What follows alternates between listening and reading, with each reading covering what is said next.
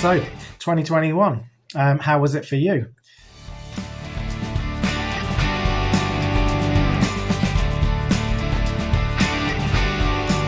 It's an entirely individual thing, isn't it? And I'm sure there's been kind of good and bad and ugly parts in most people's year. But as I reflect, as is tradition now on the year from mine and a Macstaff point of view, I'll try and keep in mind to look from the positive standpoint. It's much better to think of the good and remember the good from a joy and happiness point of view as we approach the festive season. So it's been a roller coaster. Literally looked like a roller coaster in terms of the Big Dipper aspect of the figures. Certainly in recruitment, as we went from an almost kind of record high vacancy rate in part of 2020, and to have that kind of disappear overnight as we went into lockdowns and with the pandemic, 90% of the jobs in the market kind of just disappear or get put on hold, and probably 50% of recruiters were kind of redundant or laid off. Furlough arrangements were in place as per other industries, and that was a great kind of safety net. As the lockdown measures have eased in the UK and internationally, and UK and global economies have heated back up again, the kind of the hiring and the vacancies have come back with a vengeance, and it's left us with a whole different problem actually. But to kind of quote Greg Savage, from a recruiter's point of view, it's way better to be candidate short and job heavy rather than the other way around. When you're struggling to bring on jobs and there's loads of candidates, there's just it's normally a recessive market, isn't it? There's less demand for recruiters, but and we'll come back to this, but how it is now in terms of the skills shortage. Companies are competing for talent. They need help, and good recruiters are once again at a premium. So looking a bit more specifically, there's been a return to work, obviously in 2021, but a return in an entirely different way. The world's changed, the new normal, etc. People are working from home or even relocating because of the flexible work arrangements to live where they want to live, as well as work where they want to work. Companies that are not kind of attuned or accepting the change that people aren't going to go back to how it always was, struggling to attract and retain staff as well. And there's a lot of dynamic kind of change and sometimes painful adjustments going on for companies and in the market in general. I've seen, to a certain extent, migration from cities, especially exit from London, as people perhaps cash in on their property assets, or because they've got the flexibility to work from elsewhere. They want more bang for their buck, property wise, or just want that kind of lifestyle change. And it's the big escape to the country, as one of my favourite programmes say. Estate agents are having a boom because of this. It was partly propped up by the support in terms of removing some of the stamp duty, etc. There's definitely a skill shortage. It's like the perfect storm, really. So people are asking, like, where all the work has gone, and it's a multiple factors all kind of hitting us together. There's been people who've chosen to retire that just kind of had enough really of the employment market, as it is, or their careers.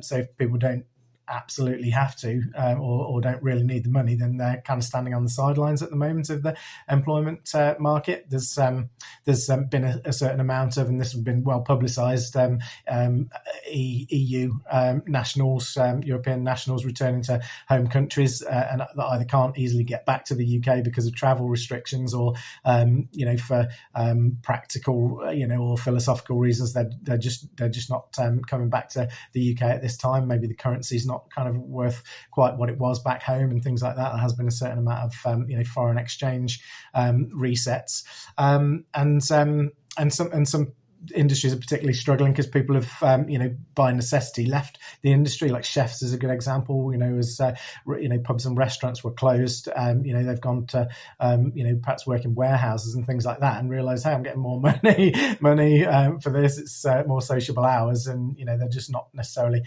going back to the old occupations, and people are having to think outside the box in terms of where they hire from. If they can do better training for people from adjacent industries, and even things like signing bonuses. Like I've seen 1, 2, 3,000 signing on bonuses from grocery stores, online retailers, in terms of who can join and stick around for at least 3 months, and you can have all this extra cash. So it's definitely a war for talent. Inflation started to kick in though, hasn't it? So that's the wage inflation from people having to pay more, but also the cost of materials, cost of energy as well. Like with the kind of price cap having to be removed, like loads of kind of energy companies going bust, aren't they? So it's concerning times, and that will actually be the thing that probably puts the brakes on the growth in the economy for next year. So it's boom time now, and myself and other recruiters probably are making hay while the sun shines. People don't perhaps want to go too crazy in terms of expansion, maybe not take on too much fixed or overhead costs, because this can't go on for forever, frankly.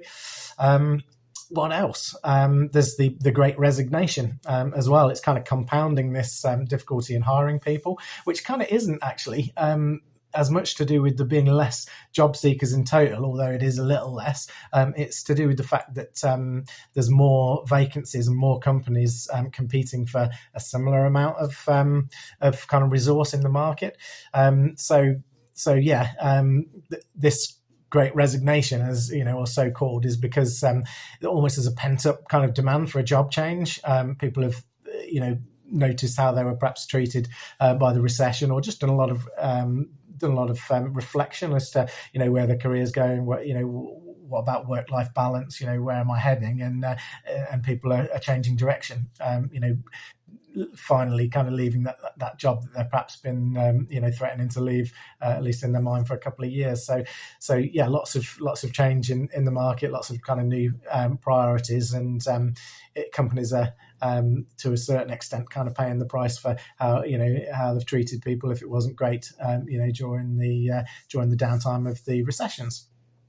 We've got accelerating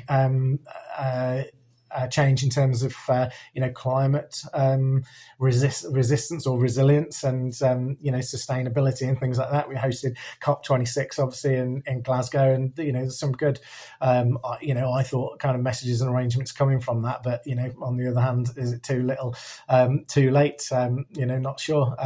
Greta certainly thinks it's more blah blah blah. So whatever your kind of viewpoint, it's clear that it is, a climate emergency, really, and it's already too late. But let's do some damage limitation. Let's get serious about this and make some changes, individually, as countries, as the human race. We've got levelling up, haven't we? Kind of big kind of agenda manifesto thing, in terms of Midlands and North, the Red Wall came down, and Conservatives have borrowed the votes of a lot of people from those areas, and there has been some kind of notable progress, but there's been some stalling, hasn't there? Like HS2 announcements and cancellations, and does that mean that the levelling up agenda is hitting the buffers, so to speak? There's a lack of trust to a certain extent, almost like again after Brexit in politicians, and people need to be reassured and to have that faith built back up in terms of the people that are kind of running the country on our behalf.